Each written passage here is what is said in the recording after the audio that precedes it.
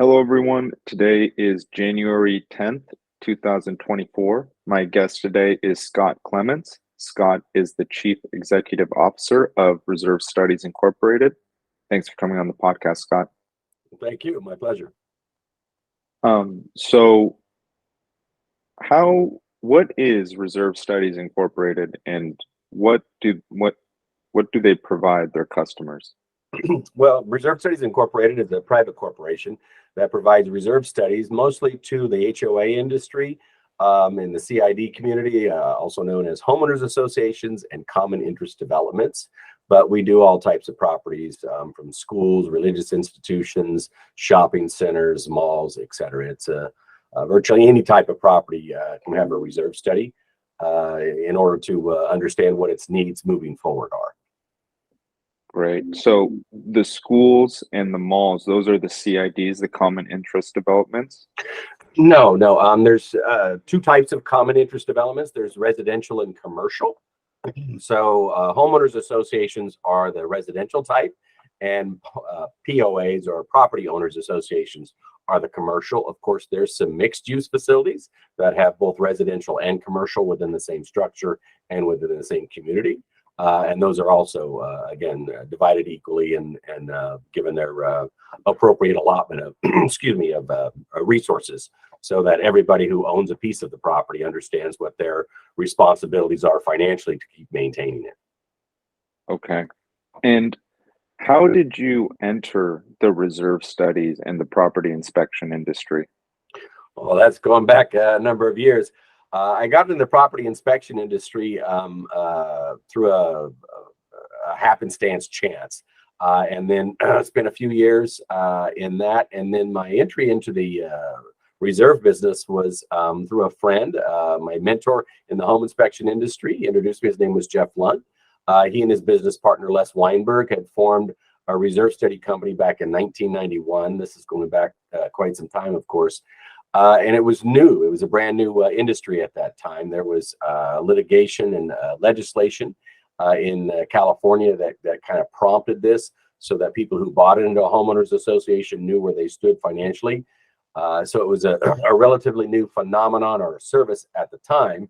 And so Les, who came from the accounting background, and Jeff, who came from the building inspection background, thought what a great marriage, the opportunity to mirror building inspection on the physical asset side, and then the ability to do a number of different modeling scenarios on the financial aspect on what it's going to take to fund that. So the challenge with reserve studies is they're two very distinct skills. One is building inspection and analysis, and the other is financial analysis.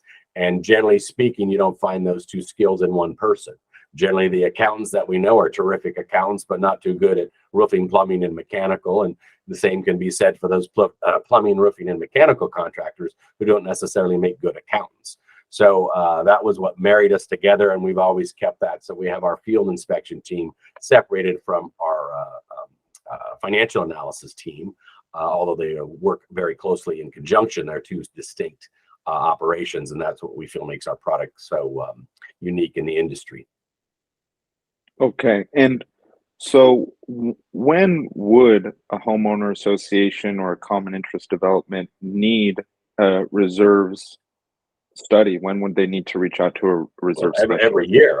It depends on the state that you're in and a number of things, but associations work on fiscal years. Of course, years have 12 months. So whether it's a 1/1 to 12/31, or a 7/1 to 6/30 budget that they're working on, there's going to be 12 months.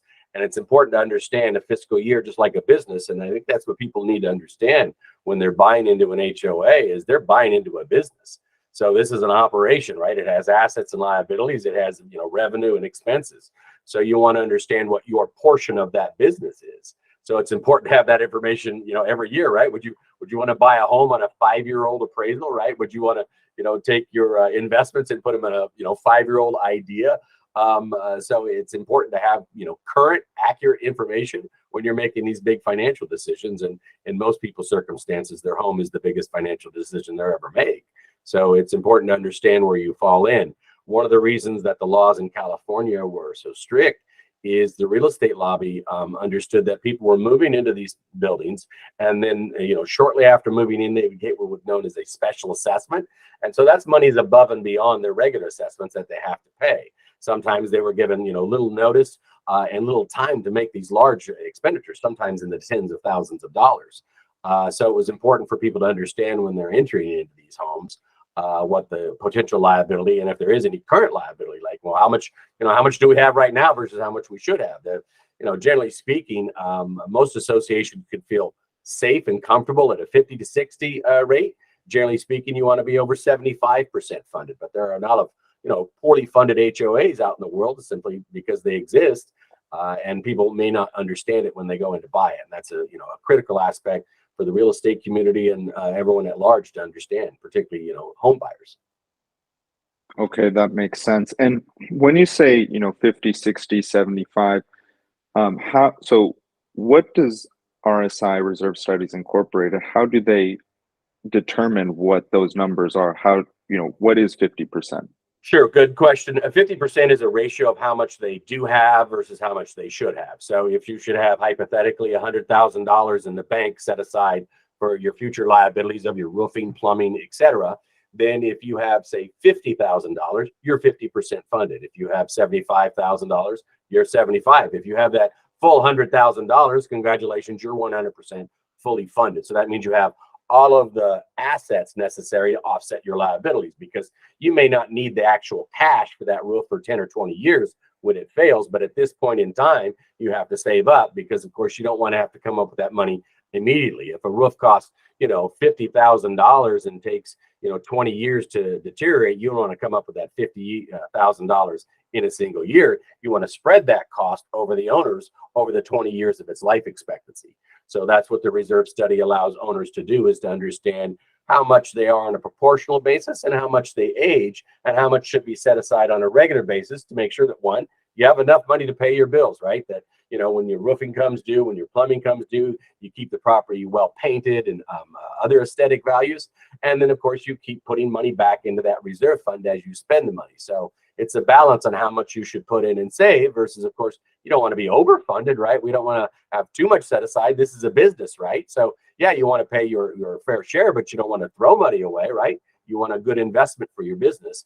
And so being part of an HOA, it's important to understand what that investment is. In addition, of course, the benefit of living there. Okay, so that's where the property inspection meets the accounting. Is the property inspection determines the useful life, how long this Right. component will last, and then with that, you're bringing in your financial team, and they're saying, okay, 20 years, this is going to cost this much, Sure. and we need to. And when you say, they should be paying over time, the residents, that's through their dues, correct? Yeah, there's assessments assigned to the association members, and typically they're paid on a monthly basis, often called their monthly dues. These assessments are paid by the members. In that assessment generally is a reserve contribution. So again, hypothetically, if you're paying $500 a month for your association, a portion of that 500, it may be $50, maybe 100 or more, don't know, depends on each association, but a portion of that, usually in the 10 to 20% range, is being paid for long-term expenses. If you're in a planned unit development, you may have roads or pocket parks or amenities that need to be maintained. If you're in a townhouse structure, you may have your exteriors, your roofing, other elements. And in an apartment style structure, you may have interior hallways with carpeting or other flooring, paint cycles, etc., that all have to be maintained over time. So this is just simply setting monies aside to make sure that that can be done, in addition to your monthly expenses of your landscaping and utilities and management fees. That makes sense. And when we speak about all these different types of components that go into reserves, it doesn't seem that it's really consistent across properties. Is that correct, or is it Yes, consistent? it's a bit of a art and a science as far as work goes. The industry is not regulated in California or many other states. There's 2 or 3 that require licensing of professionals that perform reserve studies. So there is a wide range. The standards of practice were updated this year. The largest group involved is known as Community Associations Institute, CAI. It's its acronym. Its website is CAIonline.org. and they provide standards of practice for reserve practitioners. They were updated this year to reflect a change in the environment. Obviously, there's been some changes outside of California. Most people are familiar with the tragedy in Florida, the Champaign Towers collapse, and that was just simply due to that a facility that had a lot of long-term overdue maintenance failed to do that because it cost so much money. So it was a imprudent financial decision that led to tragedy.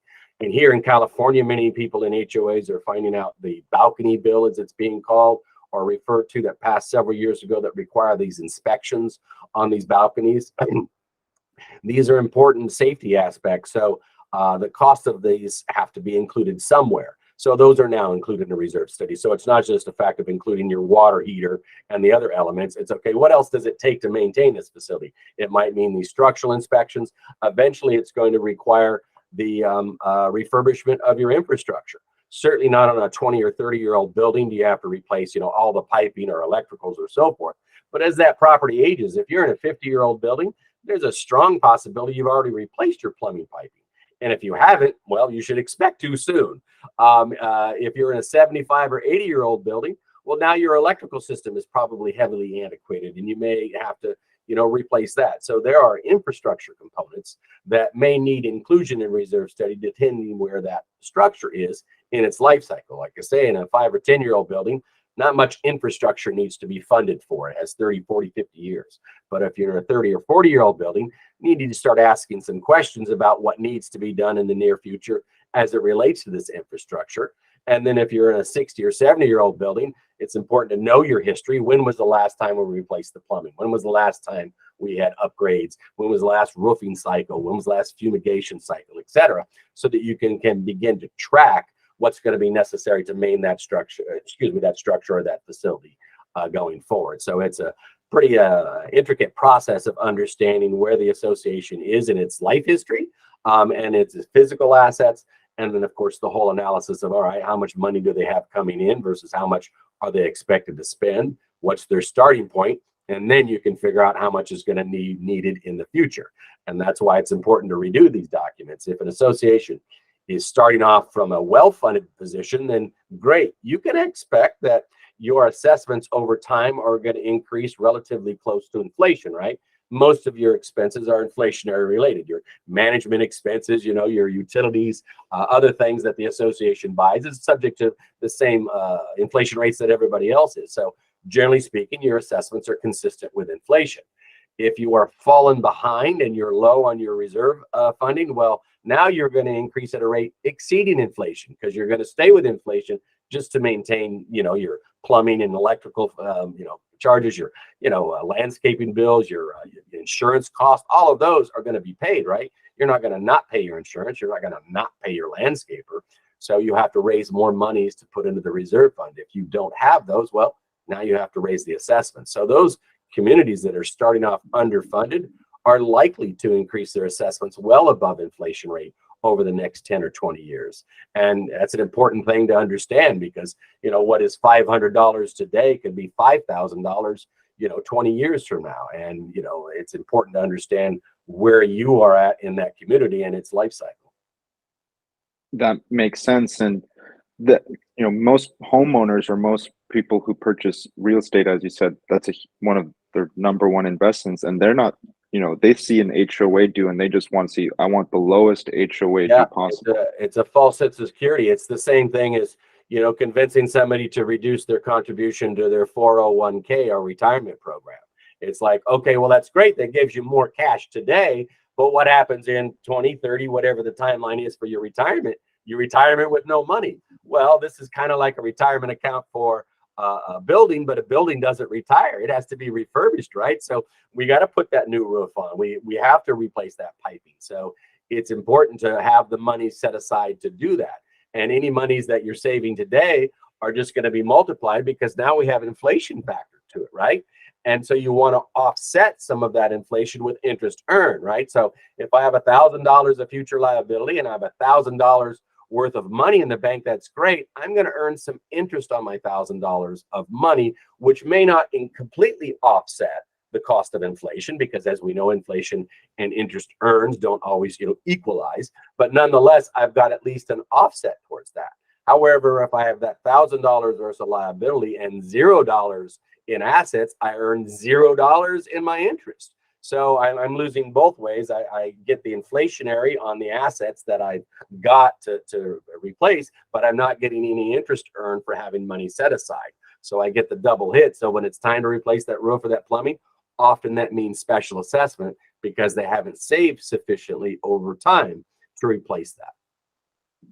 Okay, that makes sense. Yeah, there was a great legislator in Ohio when referring to legislation on homeowners associations and financial disclosures. He called it condo roulette because you don't know. It's just like playing the slots. You don't know what you're going to get if you don't have the financial information to review. So before you buy an HOA, ask for their financial information. If they don't have this kind of financial information, they don't have a reserve study, particularly here in California, it's required, right? So if you don't have a reserve study, well, first, you're breaking the law, right? You're supposed to have one. And second, well, why don't you? Okay, this is important financial information. Now you're expecting me to invest, literally hundreds of thousands, sometimes millions of dollars into these units within an HOA, and you're telling me you don't have financials? If you were an investor in a business and you just simply, oh, I'm thinking about buying Bob's Donut Shop, great, let me see the books for Bob's Donut Shop. But what do you mean you have no books? You got no value of a business if you have no books. So a lot of associations that aren't maintaining these records, well, simply make them produce them because they're required by law before you make that investment decision. That's crucial to saving your own situation, because once you buy in, well, now you're part of Bob's Donuts. So you bought into the business, you have no idea whether Bob's Donuts is profitable or not because you saw no books, but nonetheless, you're an owner of Bob's Donuts. 1/50th or 1/100th or whatever the amount is. Nonetheless, you bought into Bob's Donuts with no information to make that financial decision. That makes sense. And, just to point out, highlight the power of reserve studies. You Mhm, mentioned Champagne Towers mhm, South in Florida, the building mhm. that collapsed. They had a reserve study done, correct? That's correct. I'm familiar with their provider, well-respected provider. They didn't follow the advice, because following the advice, like a lot of the towers in America, the assessments range by where you are. So the upper floors are much more valuable. And so they often pay a higher assessments than the middle floors or the lower floors. So the assessments on that particular property range between like $40,000 to $120,000 per unit. And so Wow. they just simply didn't ever want to make that decision to, hey, let's go get $40,000 from at least the lowest paying and $100,000 from some of the upper floors. But that's a significant amount of money for anybody. And they failed to collect that over time. They were unwilling to relay that in a special assessment because once it gets that large, it's hard to collect, right? I mean, you want a special assessment for $1 billion? Well, I don't have $1 billion. So, whatever your $1 billion is, whether it's 10,000 or 20 or 50 or 100, whatever, there's a number in which you as a member can't meet. And when they get that high to 120,000 or $40,000 for a lower unit, sometimes you're talking 10, 20, 30% of the value of a unit. If you haven't lived there a long time and built up a lot of equity, you could literally be upside down in that situation where it's like, well, I owe more on this condominium than the amount you're asking for. And so I don't have that kind of resource. So yeah, depending on a number of circumstances, you may or may not be able to collect that large of assessment from your members. They may not have the capability, to pay that amount. And so once it gets at that point, then you have to go to the commercial lending market and get a loan to do this work, which again is more fees and interest and others. So unfortunately, the circumstances kept getting, as they say, kick the can down the road until the tragedy happened, and that was a wake-up call. I won't name the city, but there's a local city in Southern California that has property on the water. There was one of them that was had some similarities to Champagne Towers, and they immediately went to that structure the next business day and said, we'd like to see your building now because we don't want to be on the news. Imagine the building inspectors and the building officials, in Florida. That's an embarrassing circumstance for them. So I think all over the nation now, people are starting to realize there's a number of old aging structures out there that need infrastructure and other things. As you probably know, in Champagne Towers, it was the waterproofing that failed. So there are a lot of structures in California that have a lot of the characteristics of Champagne Towers, 30-year-old concrete high-rise with waterproofing issues. There's quite a few of those out there. So I think it's important for all of us to look at your own building, bring in experts, listen to those engineers, listen to those contractors when they tell you, what's necessary, and start making these, prudent financial decisions. I know it's hard to come up with an extra $5, 10, 20, every time you turn around, the assessments are going up. But that's what's necessary to maintain, these properties. The inflation that's hit homeowners associations have hit everybody. And so, yeah, it's just an unfortunate aspect of living in an HOA is, yeah, the business that operates around you, the one that maintains the grounds and the facilities and all that. Yeah, they've been hit by higher labor costs. They've been hit by higher, product costs, higher service costs. So they're going to have to pass that on to their customers. In this case, of course, it's the ownership group. Okay. And so when a association does, have that it is determined that they have a massive assessment, say $40,000 plus a Mhm. unit, is it, in that case, would that association take out a loan to pay that? Or how would? Each situation is unique, and what one association may decide under their circumstances that are similar to another can be completely different. So, one, it depends on the membership. If the membership is saying, absolutely no, we can't pay this X thousand dollars in the short term. Again, the associations often with these special assessments will stagger them over a year or two, to soften them as much as possible. And remember, the board members who are assessing, they pay the same exact amount, right? And the association, they're members, so they're going to pay the same amount. So they want to make it as palatable as possible, for all of the membership. So whatever that determination is, if they can't get there, if they say, no, we just simply can't collect enough money from our membership over the short term, then yeah, we're going to have to do that. And often that is the decision. That hasn't been, as they say, such the popular decision in the last year or two as rates have climbed. But yeah, prior to 2 years ago, that was an easy decision to make. Was, okay, we'll take out a loan. Capital is cheap. It'll take us, 10 or 15 years to pay that loan off, but we can increase the assessments over time versus wham, we're going to have to hit you, 10, 20, 30% every year for 5 years straight in order to get that. And I think, sorry to bore the people with the math, but this is important math. In California, associations are limited to 20%. So they have to get member approval over 20%. So again, just using raw numbers, if your membership is $100 a month, okay, they can increase it by $20 to $120. If they want to go to more than 120, 121, etc., well, now they got to go to the membership and say, okay, here's why we need more than $120. And the membership could say yes or no to that. But people think, okay, cool, that's a stopgap. But remember, that 20% is every year, right? So, okay, year one, you start at 20, it's 120. Then year two, it's 144. Year three, it's 172. And guess what? By year five, you're 212. So doubling your assessments in a 5-year span is a significant increase to your assessment. So if the board has a long-term funding issue, a roof that, is 15 years old that needs replacement in 7 years, well, guess what? They have the capability to solve that. And that's, again, by increasing the assessments by near or at the maximum amount for several years. So yes, anybody in the state is subject to literally doubling your assessments in a 5-year period if that's what's dictated. So, as they say, they're going to get their money. So the association is going to collect that one way or the other. They're going to increase the assessment to get you pay it. They're going to get it from a lender and then pay it back over time. Or they're going to literally repossess your unit, sell it, and get somebody else to pay it. So those are the unfortunate options that homeowners associations face. The option of not collecting isn't there.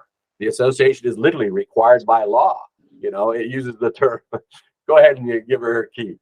The association is required by law. I'll take this opportunity to take a drink. Lipton tea, good for the soul. Thank you.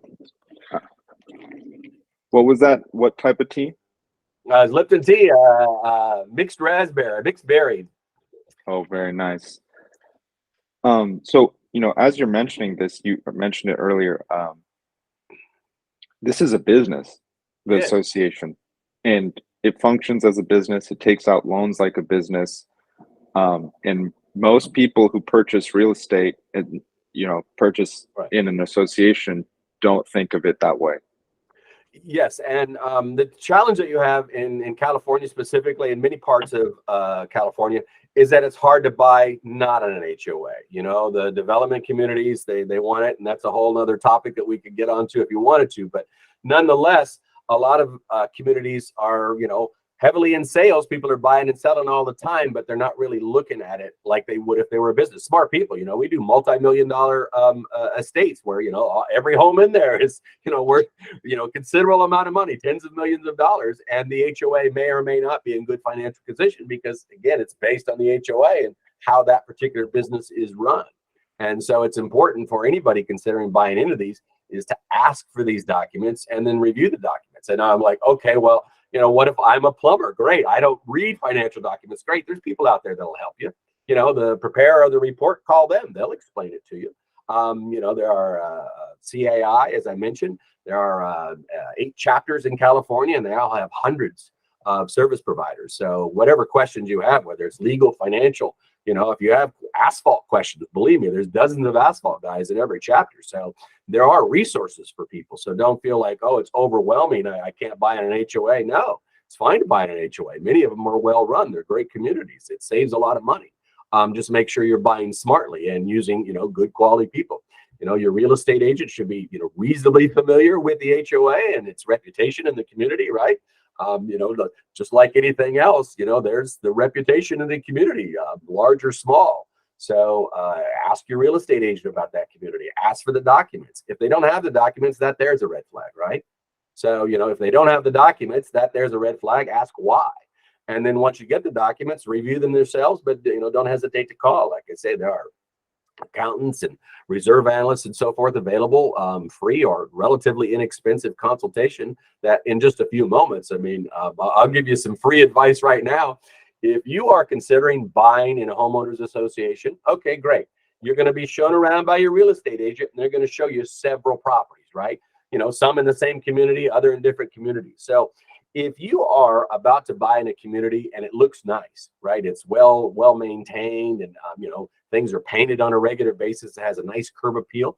Well, it's very important to read those financial documents so that you can understand what's going to be required to maintain that attractive appearance in the future.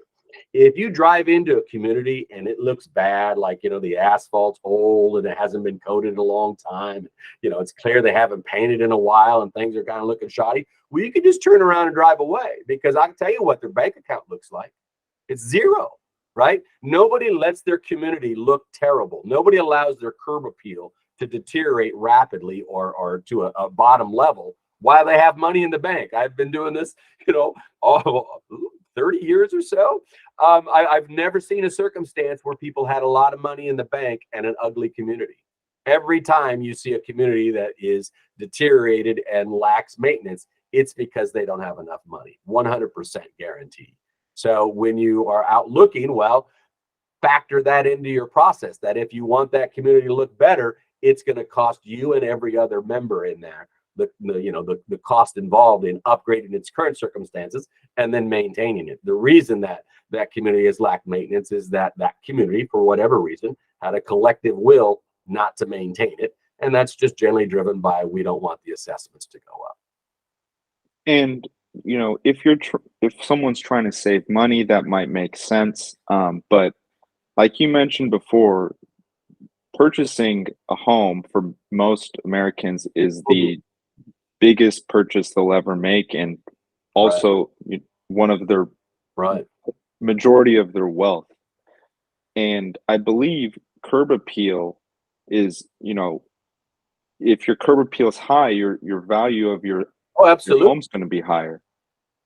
Yeah, absolutely. You know, but remember the board, and the board has what they call a fiduciary responsibility to maintain the aesthetic integrity of the community. And those are just a lot of legal jumbo words that say, make it look nice, right? That's your job. You're the board. Okay. Well, the reason that there's not a lot of litigation involving that is saying you didn't do that is because what happens at the end of the day, the board has to, explain to the members, well, that means a lot more out of your pocket. And they're like, oh. So again, in some communities, we had a community a couple years ago in Newport Beach, had a lot of really nice grounds, trees and landscaping. It was just really nice. They had been written up in Architectural Digest and all that. The community was just under 30 years old, and so it was starting to have the issues that 30-year-old communities have. Sections of landscaping weren't as nice. Trees needed to be removed because they were causing damage, etc. So nonetheless, this community was looking at about $10 million, which would be a few $1,000s per member, in order to, beautify just the landscaping. They would, nobody's going to be out there with a paintbrush. There's no new asphalt. This is 100% trees and flowers. And they said yes to that because, again, that's what that community wanted. Other times, it's hard to get them to, repair the roads properly. So it's a collective will that makes these things happen. And so it's important to know before you buy into community, what's the collective will of that community? Are they, grossly underfunded? Are they adequately funded? Are they average funded? Are they well funded? Because that, unless you're planning a short-term living experience, that will impact you. Generally, I think the average is like 7 point something years. So 7 or 8 years is what people averagely live in. And if you're in a poorly funded HOA, you'll know that generally within 7 or 8 years. New communities know. And by the way, most newer communities are well funded. One, they don't have a lot of liabilities. Everything's brand new. Two, developers have learned over the years through their own litigation experience that it's better to leave money there, right? It's not that much, right? It's, by the time they leave a community, it's what, a year, two, rarely is the building 3 years old or the community 3 years old when they leave, if it's not a big phase master community. So most of the time, there's only a year or two worth of depreciation. So the builder would much rather leave that money there in full reserves. Congratulations, you're 100% funded, than risk being sued later for, hey, you didn't leave enough money behind. So it's not uncommon for brand new communities and those less than 10 years to be well funded or even actually, quote, overfunded more than 100%. It's communities that are 20 plus years old, 30, et cetera, that you have to take a more, scrutinizing view of and say, okay, where are they at? I've seen 60-year-old buildings that are in great shape physically, in great shape financially, but you wouldn't know that unless you spent the time to, again, walk the property and look at everything, and two, look at their books to make sure that they were intact and they were doing the right thing. That makes sense. And so Scott, you've mentioned it a couple times, and you've spoken about the differences between um, the financial status of a community. But I guess, after all this, these years, these 30 years of experience, what are your thoughts on HOAs and people purchasing into HOAs? That you have to be cautious. There are a lot of really terrific HOAs. Plug. RSI has our very first client. Small little property in West LA when we were starting out years ago, Jeff and Les, this is what we do. This is who we are. We've been able to maintain that client. We've maintained, quite a number of clients. So we have a lot of clients that do the right thing and exist in a quiet environment without a lot of disruption. There are clients that nobody would want to work with in there because they're just disruptive and they're bad clients, as the saying goes. So you really have to look at that community. It starts right from the beginning. Ask your realtor, have you heard good things, bad things about this community? Again, once you start asking for the information, that'll tell you a lot. If you ask for financial information and they provide it and it's detailed and it's all there, well, that, in a short period of time, that tells you a lot about the community. They have their stuff together. They're able to provide it in a short period of time. If they give you the him and the haw, or they can't produce documents, that's kind of weird. We do programs for the real estate community, and I will educate realtors. If you're taking a listing, in California here, the first thing that you want to do is ask your member, the one that's trying to sell their home, to go to the board and ask for a delinquency report. Okay, it's one of those reports required by law. It's in the annual disclosure documents, but it also can be asked for, and you have to provide it within 10 days in California. So as an agent, if you get that back and there's a high number of delinquencies in that community, it's going to be hard to finance, right? Because FHA and a lot of lenders, they have maximums on that. So typically it's around 15%. So if you've got 20 or 30% of delinquencies in that community, working that listing is going to be challenging for you because, people may I want to buy that property. Oh, I can't get financing. And, a small percentage of the population pays cash for the real estate. So if you're dealing in real estate, you're generally dealing in mortgages. So that would be something you would want to know as a real estate agent to either one, not take it, or know that going in that it's going to be harder work for you. So those are practical things that you can do. Ask for those things. So if they can't produce, a delinquency report in a short period of time, well, that means that they don't know or it's bad, right? So you just assume the worst. So yeah, start asking for this information early in the transaction process. See how long it takes them to produce, a good set of audited financials. That's another one. California doesn't require that you audit. It requires a review. That's like saying, hey, my car was in the rain versus I had it polished, right? So yeah, being in the rain is going to be a little bit cleaner than it was, but no, it's not going to be like somebody came out and detailed it. So if you have a review, well, that's fine, but it's not, as apt to catch the fraud or other things that are problematic. So if you're buying in a community, ask, do you have, audited financials? If again, the answer is yes, here they are quickly, well, that's probably a well-run community because they have audited financials that they could, easily produce. If they give you the him and the haw or they can't produce them, well, that's a red flag. Like, why can't you produce audited financials? Again, back to Bob's Donuts. Are you going to buy Bob's Donuts without audited financials? So, ask these same things of your HOAs before you make that big investment. Okay, great. Hopefully listeners, will take note of that. Yeah, again, RSI, reservestudiesinc.com. You can get us. We're happy to, give you the information. But yeah, spend a little bit of time. I came from the home inspection industry. I think they're great. It's important. But a lot of times in condominiums, it's limited to, an appliance inspection, right? The condo owner is not responsible for the roof or the exterior or any of the grounds. They're only responsible for literally the appliances and, the stuff inside their unit. So while you still get value from that home inspection, it's not as valuable as, oh, wow, look at the reserve study. That will tell you the value of the community as a whole. So it's important to get both, right? If your appliances are going bad, it's important to know that. So still get your home inspections out there, whether you're buying in a HOA or not. But, if you're buying an HOA, ask in addition to that inspection if you have a reserve study, because that gives you the broader picture. And the larger the HOA, the bigger the risk is, right? Yes. Okay, so larger HOAs have more risk. Well, just inherently, right? I mean, they have more people, they have more grounds, they have more liability. So, just inherently they have more risk because they're larger. That makes sense. You And Scott, in the last 30 years, what changes have you noticed in this industry from, you mentioned in 91, it was know. kind of when the industry emerged, and now, you know, America has more aging buildings, older buildings than before. So, how has this industry changed? Well, the usage has certainly increased a lot. As I mentioned, I was in the home inspection business, and so I started the home inspection business way back Easton Strasburger pre-period. So I saw the evolution of that business. We're the same in that more people are using it than ever because people realize the value of it. That if you're buying into an HOA without a reserve study, you're buying blind.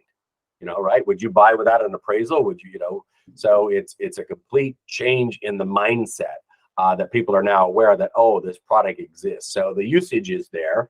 Also, the components that will include, and as I mentioned, they just evolved this year for the first time since 1998. So they were a bit overdue, but it just evolved this year to really start including the infrastructure. And then again, CAI is national. So this is what we call the Californication, because California was the first with the Davis-Stirling Act way back in 1985.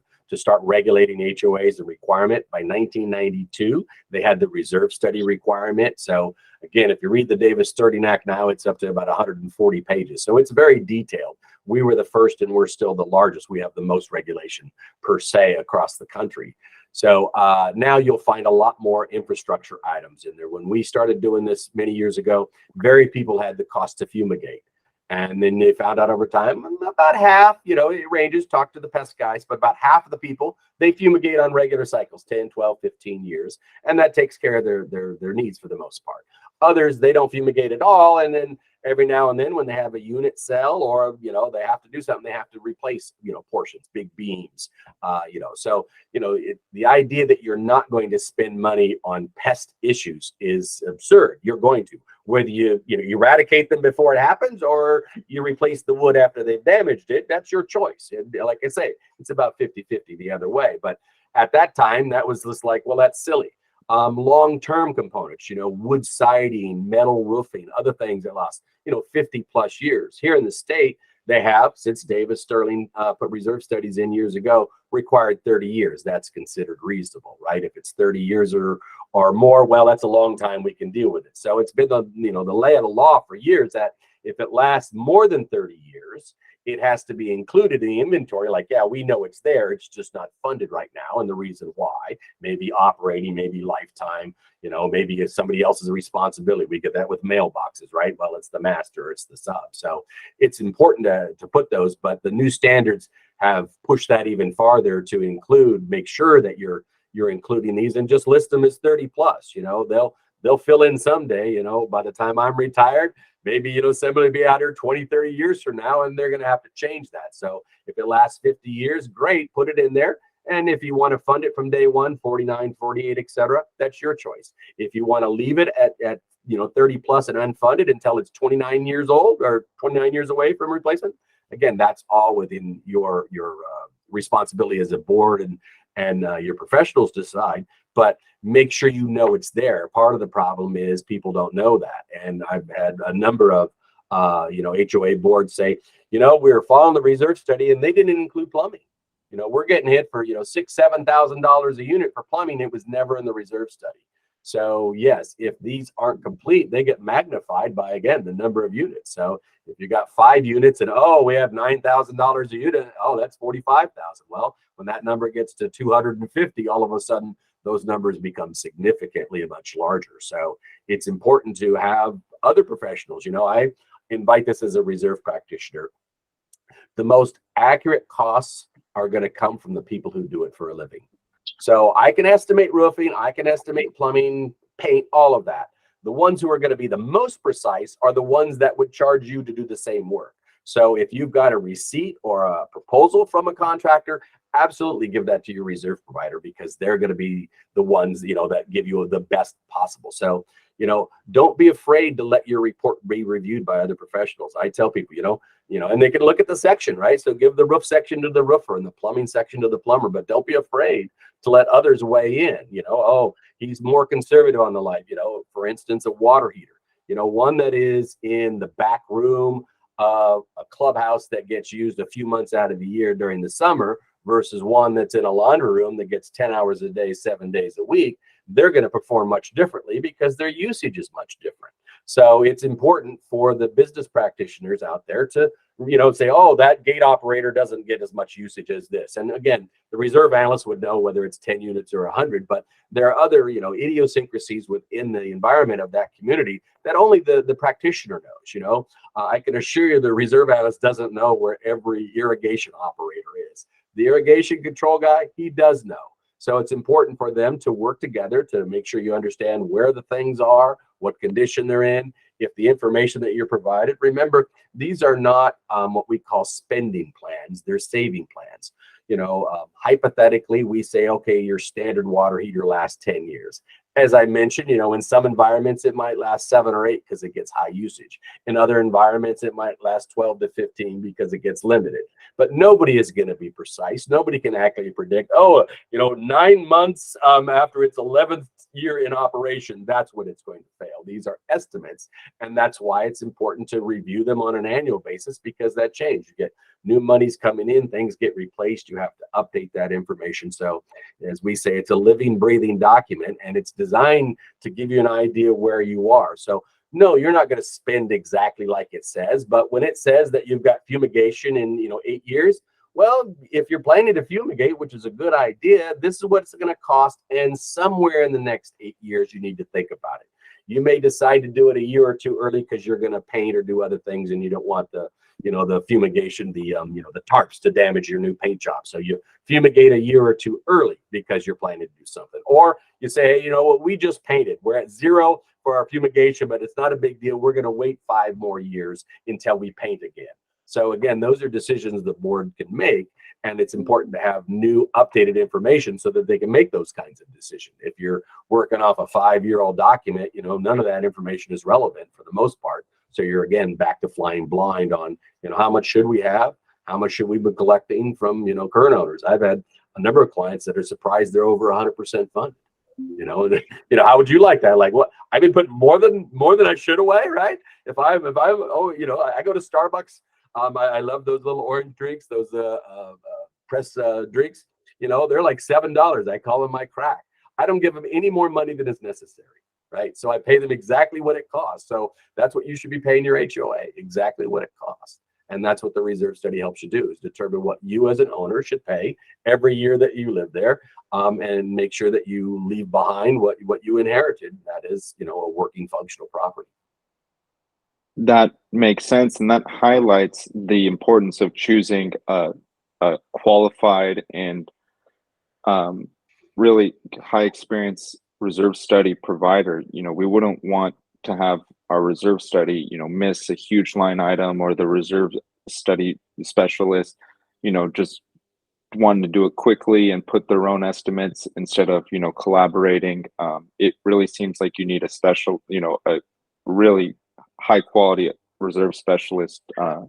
Yeah, you're making a big decision. So just like, if you have a bunion on your little toe, well, there are a lot of doctors who can take care of that. If you have a brain tumor, well, I imagine the number of doctors who can treat you has limited numbers. So while it's not rocket science or brain surgery, there are a lot of competent people out there. There may be those that aren't. So ask some questions.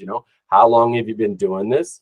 How many reserve studies do you prepare a year? Is this like your 5th, or do you do 3 a year kind of thing?